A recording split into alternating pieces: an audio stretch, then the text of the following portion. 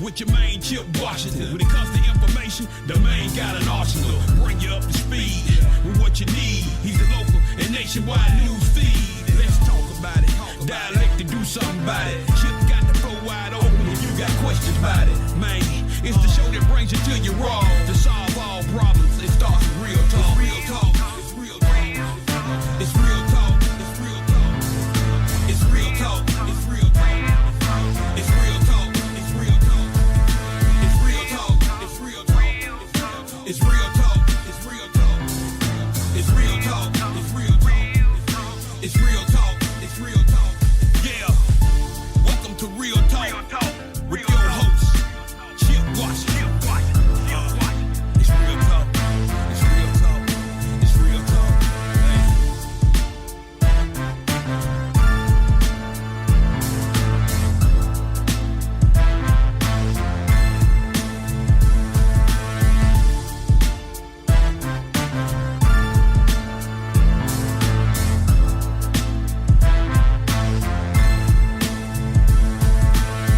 And here we go. On this Monday evening, 6 o'clock straight up, it is the 10th day of June, 2024. And ladies and gentlemen, it is time for Real Talk Memphis. Very happy to have you with us. My name is Chip Washington. I am your humble host. Very happy to be here on a beautiful Monday evening in the city. And man, I tell you what, it's really nice out there today. It's temperatures in the upper 80s, but low on the humidity.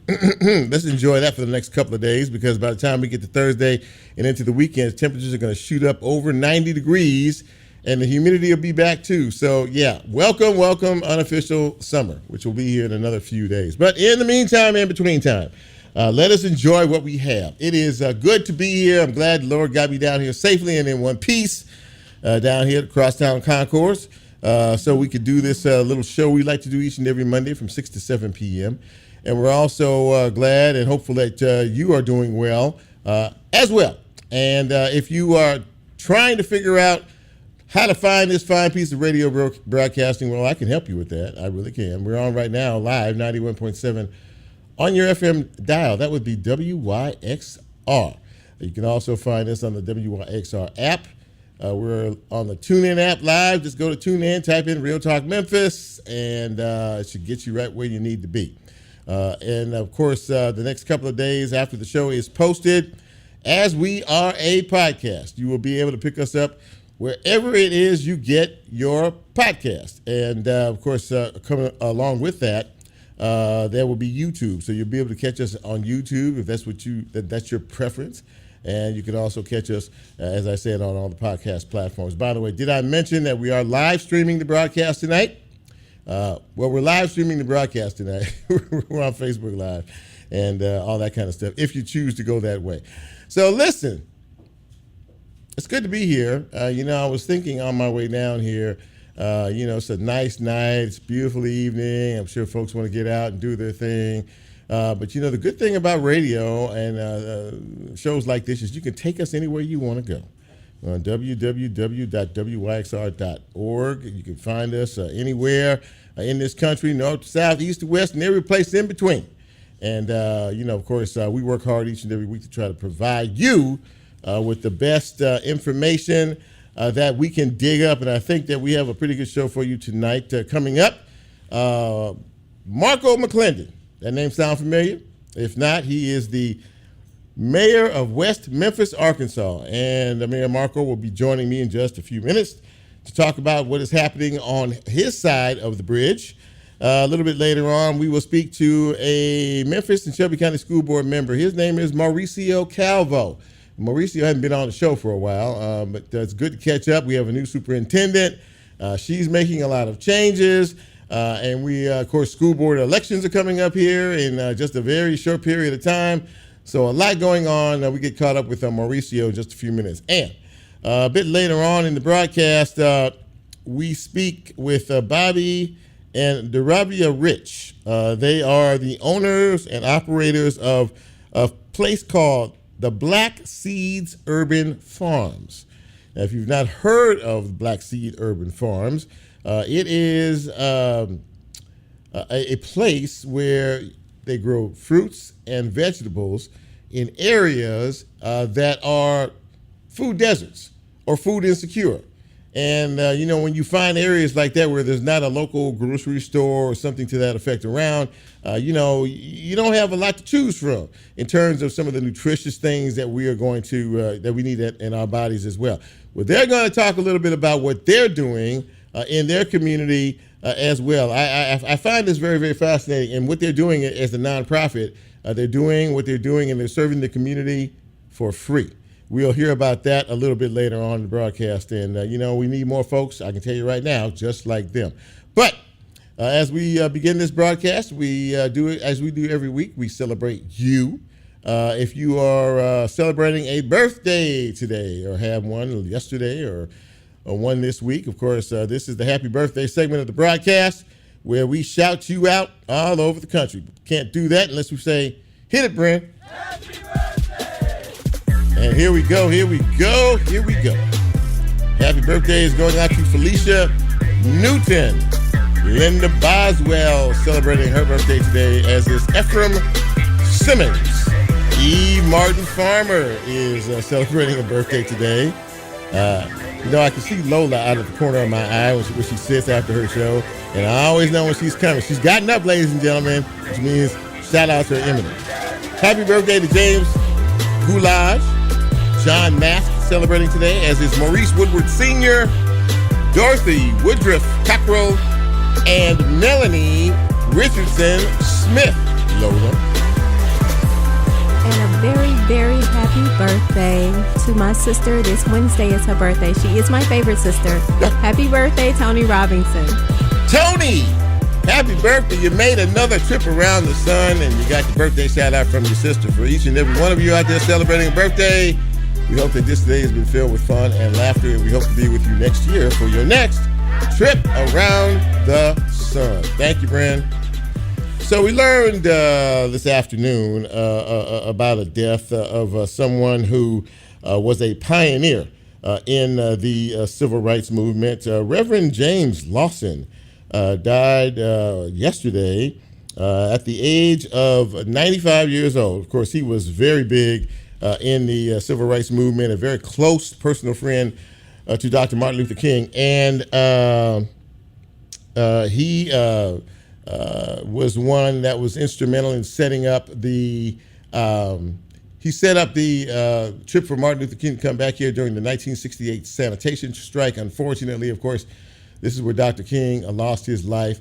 But Reverend Lawson was a strong proponent of nonviolence for change. He was an apostle, as they called him, of a nonviolent protest. He died yesterday at the age of 95, and may his memory always be a blessing. So, in terms of the news today, the biggest news is about the budgets for both the city and the county. And, we've had some folks on here the last couple of weeks talking a little bit about that, representing both factions. Of course, the city is dealing with a $57 million deficit, and the mayor has proposed a 75% property tax increase that one of the city council folks is trying to negate with a citation program. Basically, if you got in a citation, this is from Councilwoman Jerry Green. If you got in a citation the last few years and you hadn't paid it, you can pay half of it. You can pay half off from now to the end of the month. And that could generate over $100 million if everybody does it. Really like to know what the tally is on that right about now. Meanwhile, on the county side, they're dealing with some stretching issues themselves, and one of the county commissioners, Erica Sugarman, has proposed a 30-cent raise in property taxes on 25% of the total value of your home. And she is proposing that for 1 year. She's going to bring that up. Of course, these are proposals now. The budget has to be in place, fired up and ready to go by July 1st. They're waiting till the very last minute, probably the last week of June, in order to try to get all of this done. In the area of schools, and hopefully we'll be talking about that a little bit later on, but in the area of schools, the new MSCS, Memphis and Shelby County School Superintendent, Dr. Murray Fagans, is reorganizing her staff, and she's filling positions across the system. She says at least 200 teaching and other positions remain open at the district, and that she plans to move employees from the central office first to accomplish a lot of those openings. To understand that she's already done that to the tune of about 180 positions. Now, a lot of these folks are going to get moved out of the positions that they're in now to be put in other positions that they may not be necessarily equipped for or may not be paid the same amount for. But let's look at it like this. Is not having a job, is having a job better than not having a job? Because, I mean, they could just say, well, you know what, we don't need you in this position. Sorry, have a good life. But she's moving folks around. And again, change is a little uncomfortable for folks. But when you're faced with the alternative, you go for what you know, right? Right. I was telling Lola a few minutes ago, and I think I mentioned it last week, there is a documentary on Max, HBO Max, about stacks and the history of stacks. I have to tell you, man, I love documentaries, period, but to learn about the history of stacks, records, and just this place was a legacy in its own time here. And some of the big, huge stars that emanated from that. And this starts from the very beginning of the ownership all the way up into, I think last one I watched was featuring Isaac Hayes. And of course, Isaac Hayes won an Academy Award for his original score of Shaft. Can you dig it? Yeah. Anyway, you should check that out. If you have HBO Max, it's definitely worth a viewing, no doubt about that. Let's take our first break, shall we? What do you say? When we come back, we're going to get into the broadcast tonight. We're going to talk a little bit. Hopefully our first guest is there. I can't see the monitor from here. But we're ready and fired up, ready to go. We hope you are too. Thank you for being with us on this Monday evening. I'm Chip. You know who you are. We'll take a quick break, and we'll be right back.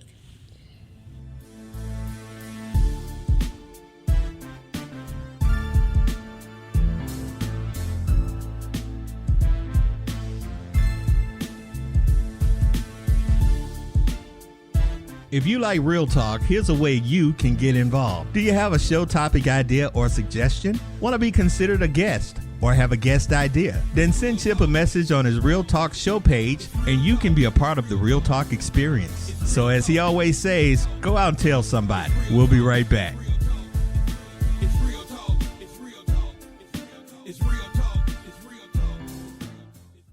Support for WYXR comes from Rootstock Wine Merchants. Located at 644 Madison in the Edge District, Rootstock is committed to bringing Memphis wines from small, independent producers with minimal intervention. More information on Rootstock's full selection of wine, beer, and spirits and online ordering available at rootstockmemphis.com.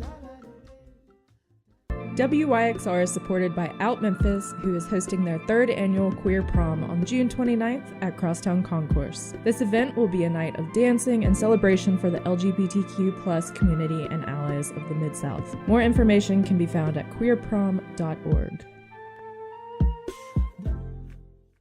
Shannon and Cecilia here. Do you love stories featuring community changemakers in Memphis? Don't miss Just Bluffin', a feel-good podcast found online in the WYXR Podcast Network. Access all our podcasts at wyxr.org.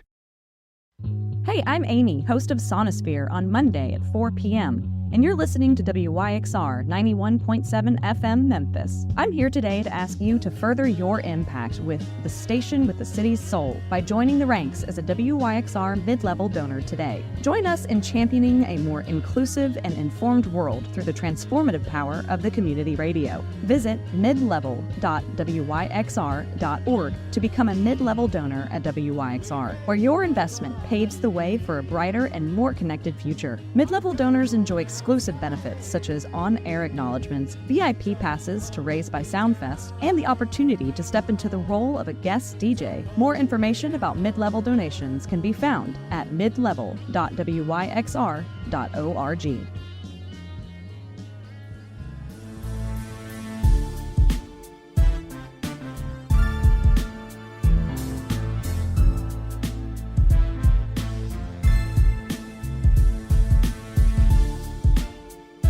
Get Real Talk on the TuneIn mobile app under WYXR, and he's now streaming live on Facebook. And you can also catch a rebroadcast on YouTube. Just put WYXR in the search box and hit subscribe. Now back to more Real Talk with Chip Washington.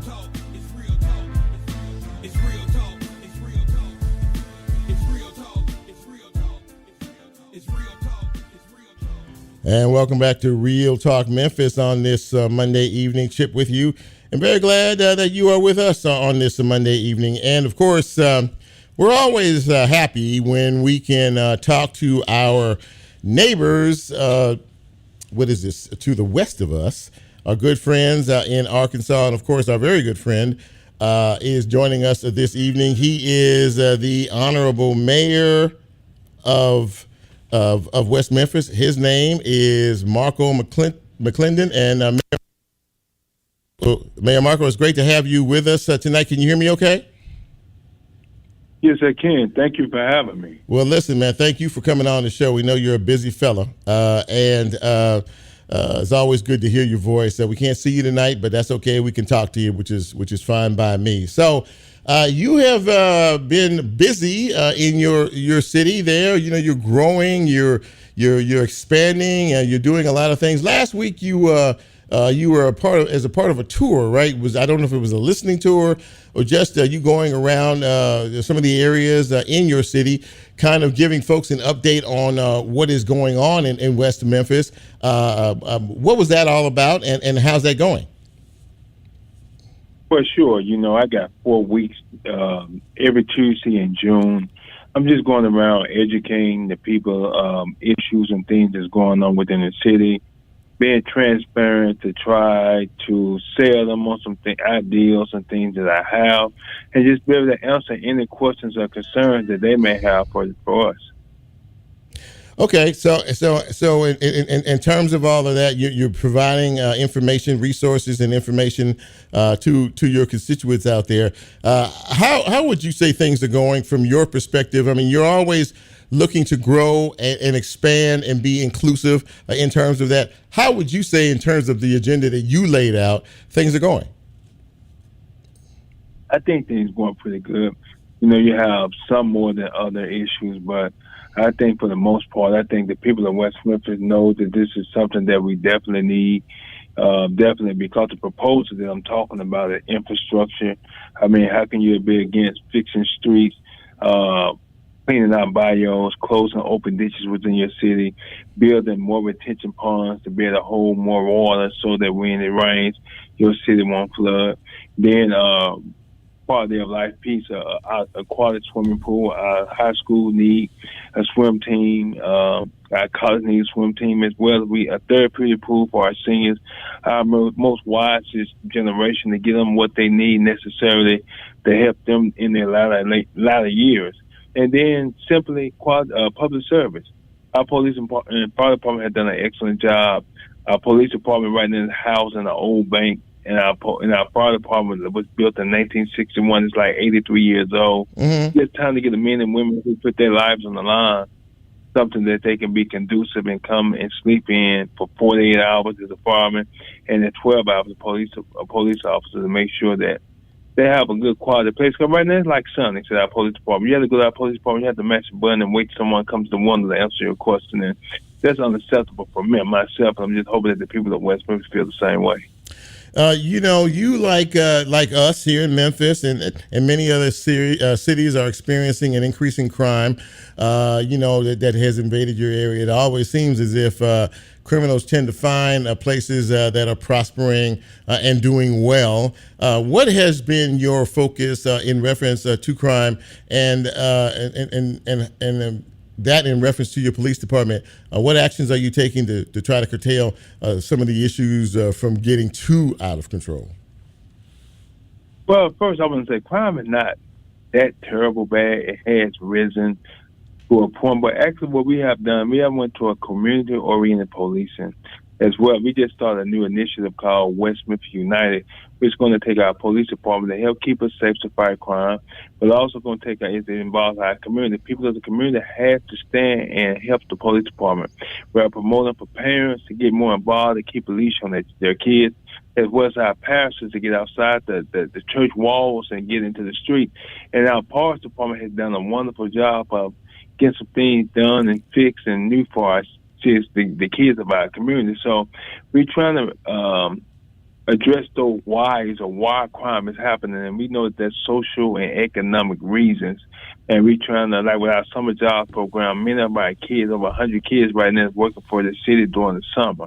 Even though that's not enough, but definitely we're doing as much as we can to make sure we curtail some of the crime within our community, because the crime is getting younger and younger. Right. So we look at, we can start to address crime at a much earlier age, and also help the kids that 16 to 24, the young adults to 24, and provide a job. We can give them another avenue to look past crime. Well, that's very, very important, and of course, that's a lot of what is going on here. You have a lot of folks, young folks that you mentioned, out of school now. They're out of school, and there just doesn't seem to be enough opportunities for work, and you just mentioned that as could be possible in terms of that. So there really is a challenge for everybody to sort of galvanize around the agenda of really paying a closer attention to our young people. You mentioned a couple of minutes ago that as a community, people need to do better. As a church community, we need to do better. This is a type of situation that really does take an all hands on deck approach. Am I correct in that? Exactly. You 100%. It's going to take all of us to curtail crime. I mean, we didn't get to this way overnight, and it's going to take time for everyone to get involved and make sure that we can get rid of crime. I mean, like I said, it's going to take pastors to get outside of the church walls. If a young person don't know who God is, I mean, what makes the pastor think they're going to come into church? If communities here think that their community is a hood and not a community, then that's how young people is going to treat. I remember as a young man, I knew everyone on my mom and dad's street. I knew all my neighbors. If I got in trouble down the street, I got down the street coming home, and Miss Charlotte seen me doing something like that, and even gathered works at home, because it's a whole community. And parents just got to do better. I tell them all the time that you can't be friends with your kids. It's okay. Parents right now are trying so hard to give their kids what they didn't have, but they are not now instilling the values and morals that they did have. And that's what's getting hard. Then parentship, fathers and mothers are getting younger and younger, and it's not setting a standard of what our children should be. They are not expecting authority.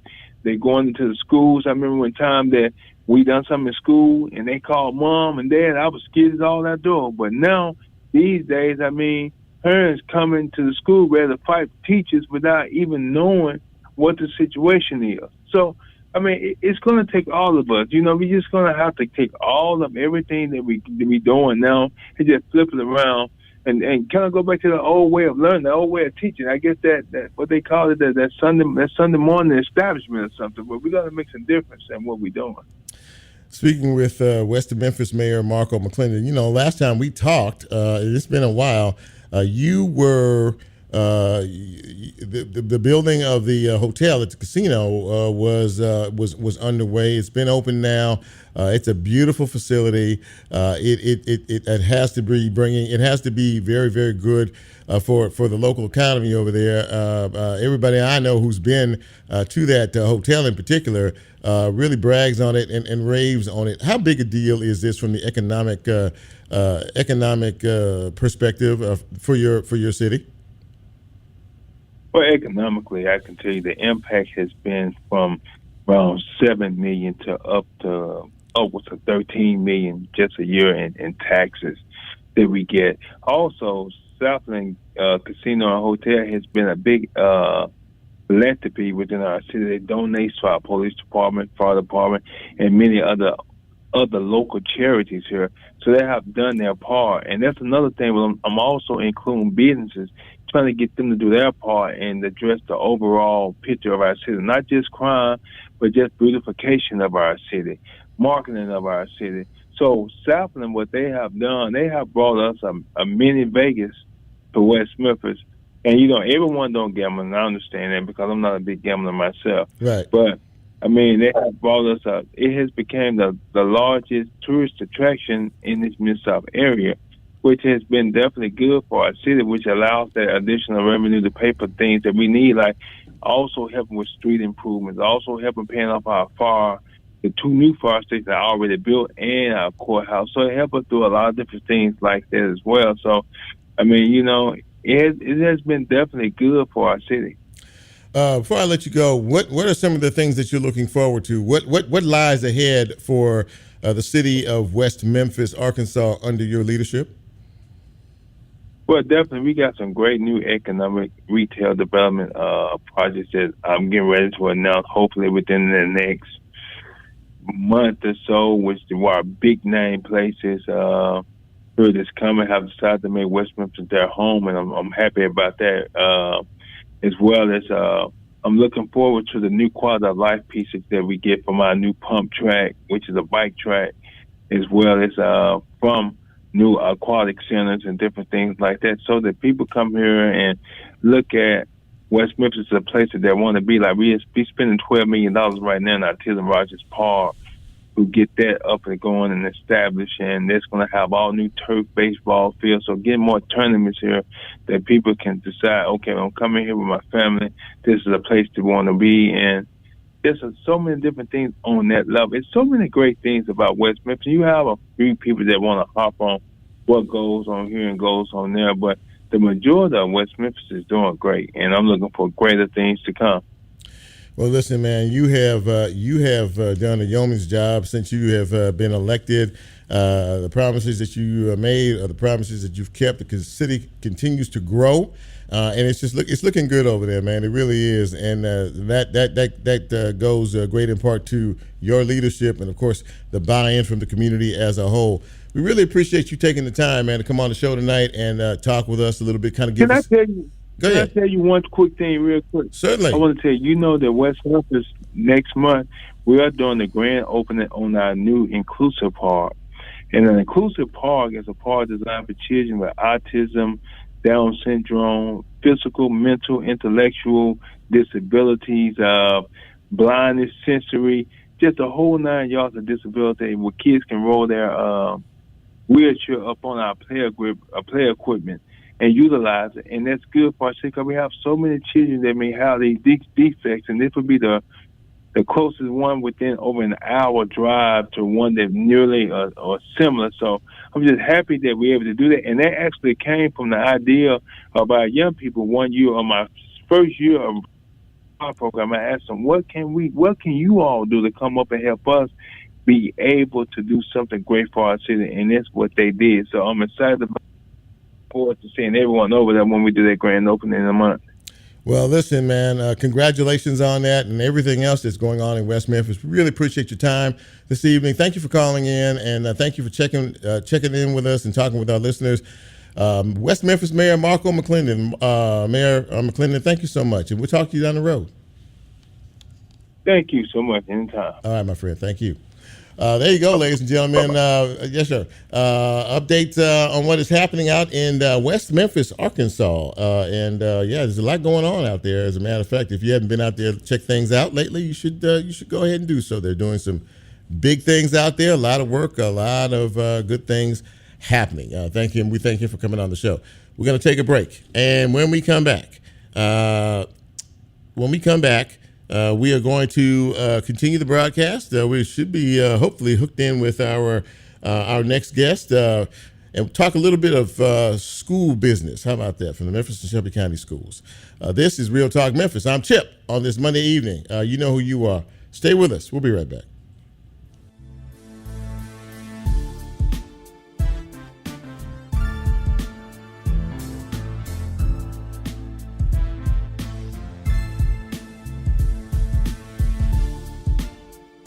If you like Real Talk, here's a way you can get involved. Do you have a show topic idea or suggestion? Want to be considered a guest or have a guest idea? Then send Chip a message on his Real Talk show page and you can be a part of the Real Talk experience. So as he always says, go out and tell somebody. We'll be right back.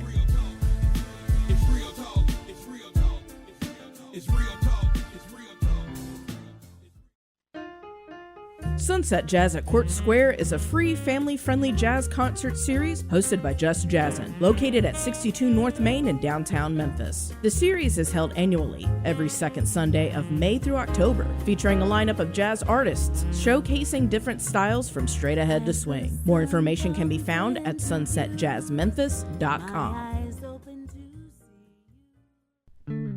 Church House Memphis Plan continues its decades-long commitment to serving local musicians with comprehensive health care and also tailors its focus to small business owners and the self-employed. Health care through the Memphis Plan provides care in Memphis for Memphians. Related services include preventative health, optometry, dental care, and more. More information regarding availability at memphisplan.org or at 901-272-PLAN.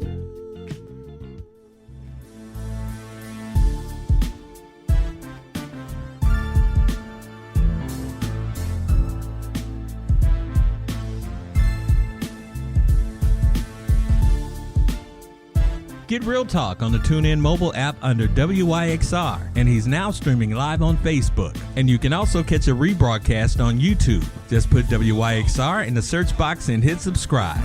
Now back to more Real Talk with Chip Washington.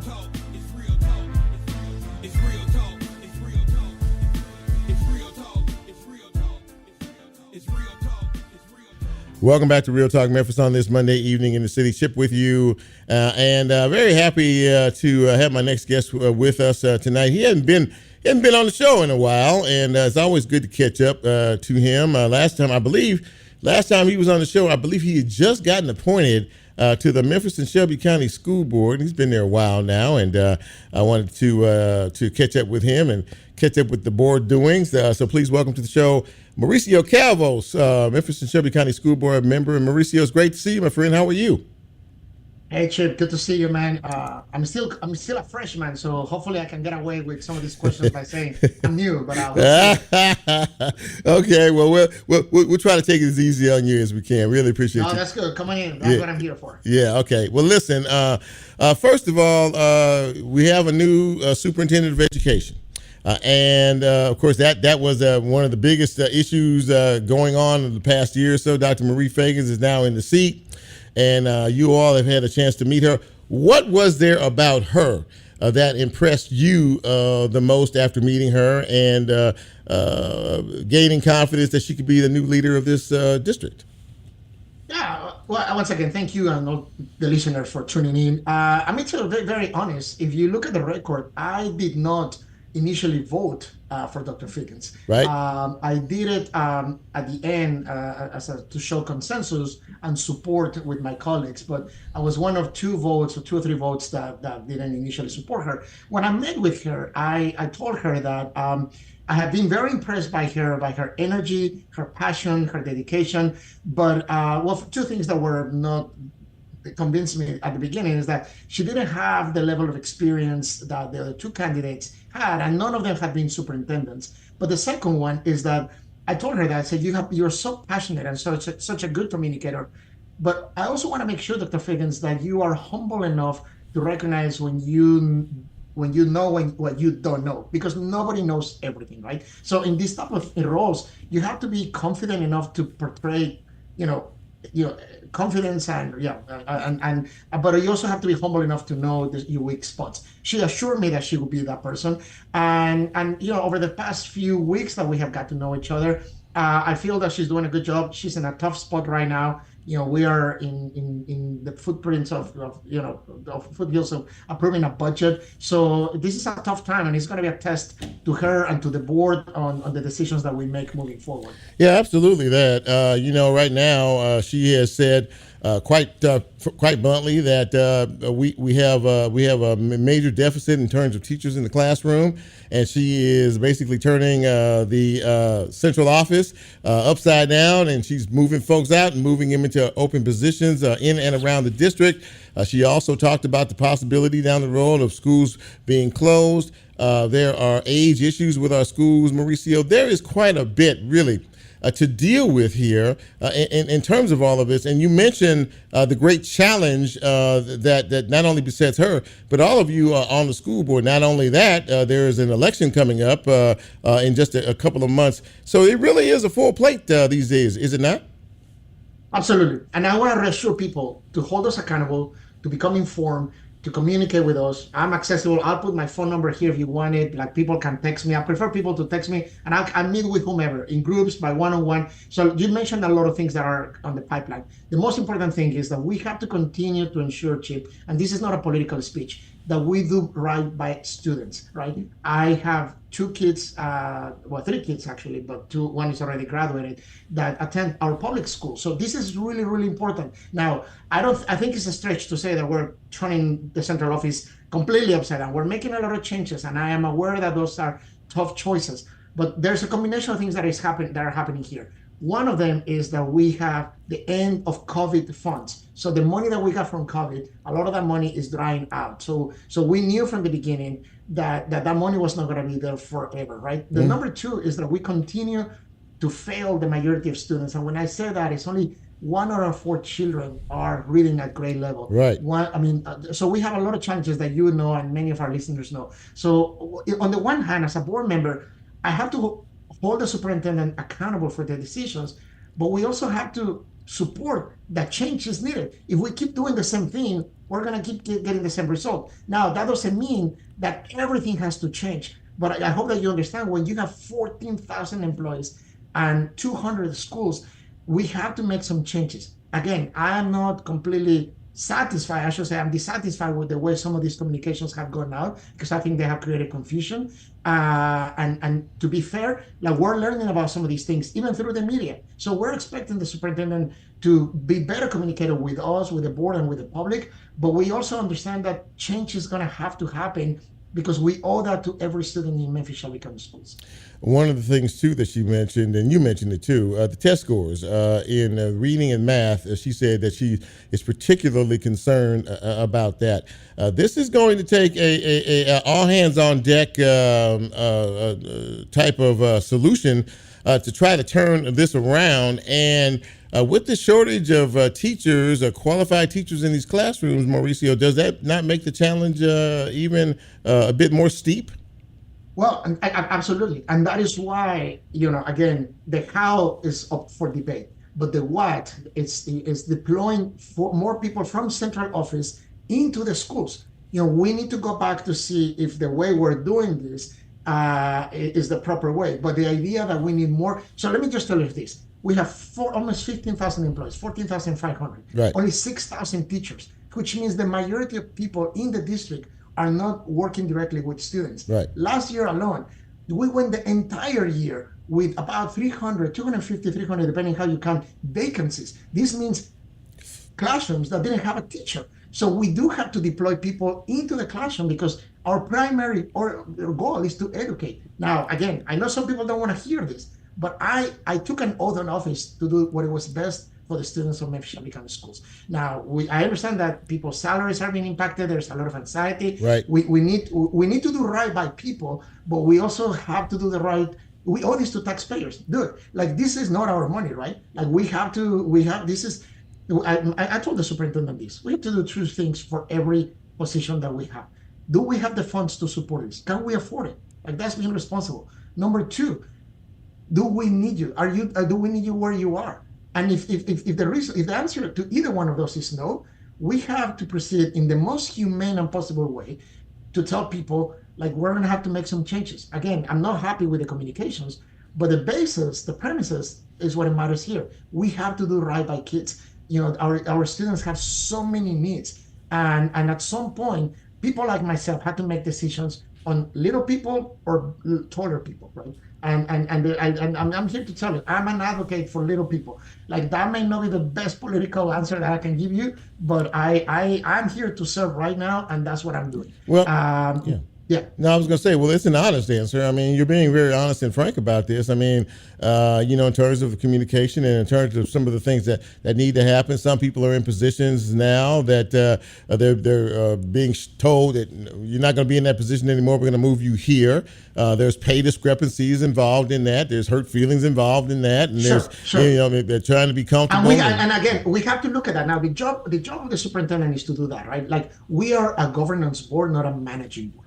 So what we do is we approve the budget, we hold her accountable. I want to make sure that we're making these decisions based on data, that we're doing this in the way that we owe this to our employees.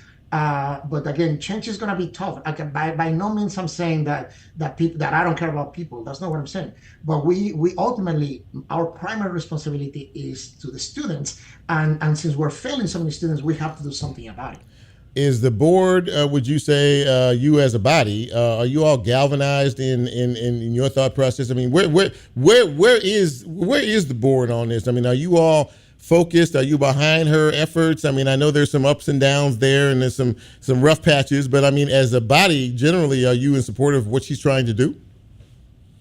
So that's an amazing question. And look, I became an American citizen because I believe in our democracy. And in our democracy, it means that building democracy sometimes gets dirty and gets messy. Right? What we do promise to people is all of my colleagues have one goal in mind, is students. How we get there, we may differ. At the end of the day, we need the half plus one. There are 9 of us, we need 5 votes to pass anything. We're not going to be like Congress, so divided that we cannot get anything done. At the same time, we don't want to have just group thinking and rubber stamp every decision. So again, it's going to be a balance of push and pull, compromise, ask tough questions, make tough decisions in the best interest of students. You can get that from me. You will get from me transparency, and what you're gonna get is like I'm gonna be asking questions. We're gonna be thoughtful about it. My colleagues and I, sometimes we agree, sometimes we disagree, but that's the beauty of this country, and that's the beauty of democracy. At the end of the day, we have to get it done. We have to pass a budget, but don't be surprised if in the next few days it gets a little bumpy. But it's gonna be bumpy for a good reason. Yeah, there's a lot on the line here, and we are, as you say, we're in budget season, the whole 9 yards, and everybody's trying to get as many pennies as they can get. What would spell moving in the right? This final question. Well, what would spell for you moving in the right direction in terms of the agenda looking forward? School starts around the end of July, I think, 1st of August. But as we start a new school year, Mauricio, what does success look like, or a step towards success look like in the district from your perspective? Right. So we have a lot of long terms. But you're asking me about how does the beginning of the year look like? Yeah. We have a qualified teacher in every classroom for every kid. That is going to be so important. And we are doing that. That we passed a budget. Well, we haven't passed a budget. We approved a resolution to increase every single teacher's salary. And that decision cost us $34 million. And that was the right decision, because teachers deserve to be paid more. And we need to keep every qualified teacher in the classroom. So you asked me, my number one priority for the first of school, to have a qualified, happy teacher in every classroom. Now, 1,000 other things need to work out, right? Don't take me wrong. That's a very simplistic answer for a very complex issue. But if you were to say pick one thing, that is the one thing that between now and August we can do: get a teacher in every classroom.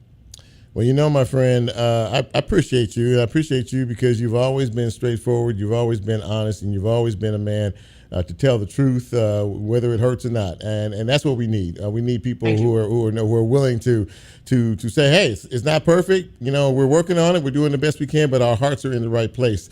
Memphis and Shelby County School Board member Mauricio Calvo. Mauricio, I'm going to check with you as we get into the school year, if you don't mind. I know you'll be busy, Absolutely. and see kind of where things are at that particular point in time, and if we are actually moving towards some of the goals that you all set as a body. I really appreciate you coming on, man. Thank you so much. Thanks for having me.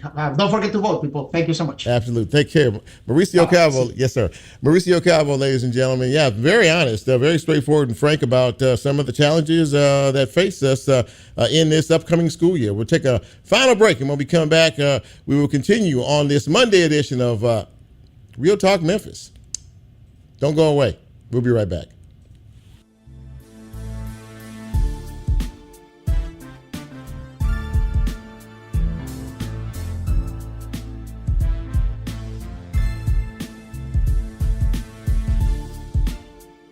If you like Real Talk, here's a way you can get involved. Do you have a show topic idea or suggestion? Want to be considered a guest or have a guest idea? Then send Chip a message on his Real Talk show page and you can be a part of the Real Talk experience. So as he always says, go out and tell somebody. We'll be right back.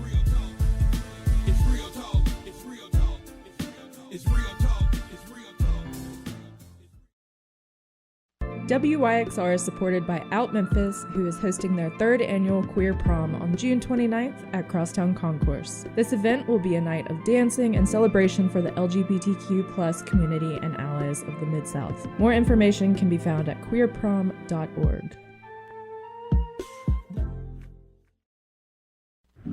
I'm DJ Alpha Whiskey, host of Flight Risk, and you're listening to WYXR 91.7 FM. As a nonprofit community radio station, we rely on the generosity of donors like you to keep your favorite programming on the airwaves. Become a contributing listener today at wyxr.org/donate.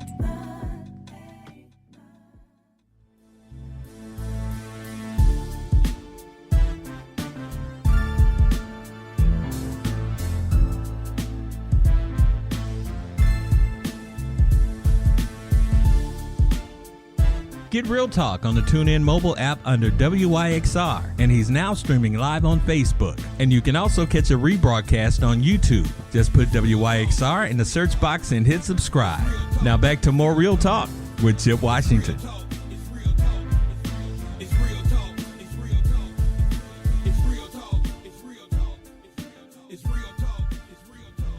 And welcome back to the show. One thing that attracts me more than anything in terms of interest are people doing things for other people, folks helping folks, communities helping communities. And when I saw a story about these two folks, our next guest, I was really excited and really thankful for them for what they do. Bobby and Derravia Rich are joining me now. They are the owners of Black Seeds Urban Farms. And for those of you who have never heard of them, we're going to talk a little bit about that in a minute. But one of the things we talk about all the time is the disparities in terms of food, access to good food, nutritional food, and things like that. We have food deserts out here. A lot of people are food insecure, but these folks have put together this amazing piece of land where they grow their own fruits and their vegetables. And not only do they do that, they actually give that away to people who need it the most. And Bobby and Derravia, it is great to see you. Thanks for coming on the show tonight. Really appreciate it. How you guys doing tonight? Thank you for inviting us. Hello, how are you? We're doing good. Yeah. So listen, thanks for being here. Thanks for coming on the show. And first of all, whichever one wants to take it, how did you all decide on this concept? How did you all decide that this was something that you wanted to do? You can jump in, Bobby. Go ahead. Bobby, okay. Go on, Bobby. Jump on in there. Go ahead. Okay, make sure my reception is clear. You're good. Well, we just to kind of skip forward, then I go back and kind of give like a little small story. But we really started in my wife's grandfather's backyard, and gardening was something that he did. But it was like garden farming, kind of like the old school way of gardening in the backyard. You growing food and you take it into the kitchen, and then they cook it, and then you eat it. And so my wife this is how she grew up. This was a part of her, growing up. Mm-hmm. And so now it's becoming like the food to table kind of thing is becoming popular right now. But this was a way of life for my wife. And so we moved in back to South Memphis to her inherited home. I started working in the same garden as her grandfather did while I was going to school for the UT Institute of Agriculture. And learning from her uncles and also learning from the books on how to grow food, we started to kind of renovate and bring back to life her grandfather's garden, the space where she tripped up over things and where she ate food, like all those memories were tied to this piece. Sure. So, so we brought that back to life. And I also discovered a talent that I had inside as well. So, Derravia, this really kind of came from your background, according to what Bobby just said, and how you grew up. Now, you guys plant a lot of fruits and vegetables and nutritious foods. But at what particular point did you just stop to say, you know what, in the area that you are in now, and what part of town is it that you guys are in? Our gardens are located in Uptown in the Greenlaw community. Okay. So having said that, how important is doing this? And I mean, again, obviously, from the ground to the table is something a lot of the folks in the past generations know and love. But this obviously seems like a mission for you. Am I correct in that? It is. It is truly. This is mission, purpose work. As Bobby mentioned, I grew up around fresh food. My grandfather grew it. My grandmother cooked it. My grandfather grew food out of necessity because I come from a large family. And so growing food was the best way for him to feed his family, right? Mm-hmm. And so fast forward into my adult years, Bobby was a firefighter for the city of Memphis and first responder for several years. And as a hobby, he started gardening. And one of my uncles, who also was a retired lieutenant from the city of Memphis Fire Department, took Bobby under his wings and started to show him the way that my grandfather taught him.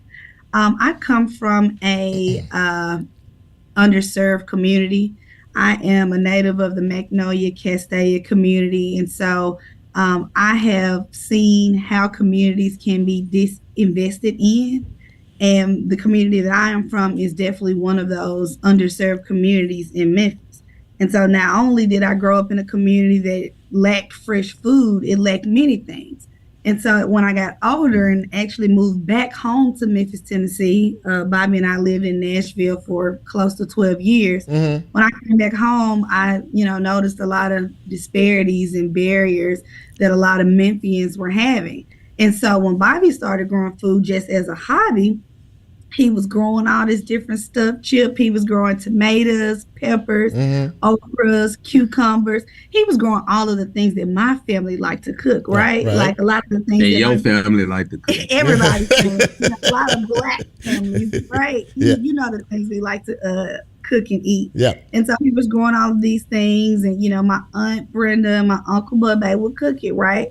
And so the word got out, beyond my own family, beyond my community members, because he was growing it and giving it to people in our neighborhood, to his own family, to co-workers at the fire department. And Chip, next thing you know, before we knew it, people were calling us like we were the grocery store. They get spoiled. They get spoiled. People would get spoiled because we had, all these different things just available in our own backyard. Yeah. And now I have a background in business, and so I started to count those tomatoes and cucumbers, and I'm like, listen, Bobby, you should turn it into a business. And so we decided to kind of talk about those things. The women are always smart, Bobby. You know that, right? Women are smarter than us, man. They are. I think I see something, Chip, and I'm like, I think we should do it this way. And she's like, I don't. Maybe we should do it this way. And typically her way is the most. Yeah, that's pretty much how it works, my friend. That's pretty much how it works. No doubt. I'm learning. Yeah, but Chip, just to add to that, because I think you got some more points. But food, unfortunately, is not a right. It's like grocery stores choose where they set up. Right. Over the average income. The median income of that area, right? And so that's why White Station has several grocery stores where you can throw a rock in between them.